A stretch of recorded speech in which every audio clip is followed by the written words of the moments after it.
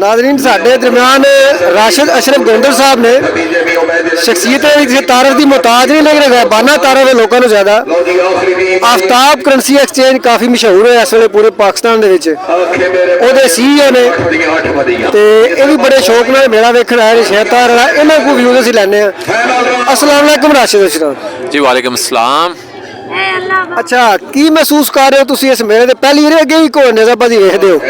नहीं मैंने बहुत शौक है नेज़ाबाजी का तो माशाअल्लाह मैं मियाँ इफ्तिखार साहब को मुबारकबाद देना इतने कामयाब मेले के इनकाद नो। तो जी सब तो ज़्यादा खुशी हो रही है वो है कि साडा कल्चर जिंदा है, साडे पिंडां दा मिल बैठने का एक बहाना जिंदा है।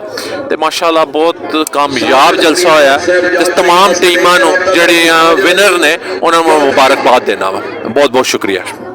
ਤੁਹਾਡਾ कोई पैगाम कल्चर के हवाले नाल नेज़ाबाजी दे?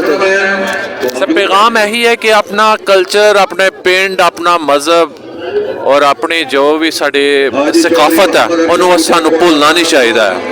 सानू अपनी सकाफत नू जितनी प्रमोट हो सके करना चाहिए। मियाँ साहब ने इत्थे मियाँ साहब ने इस मेले का इनकाद किया है मियाँ इफ्तिखार ने, साडे वास्ते बाइसे फखर है।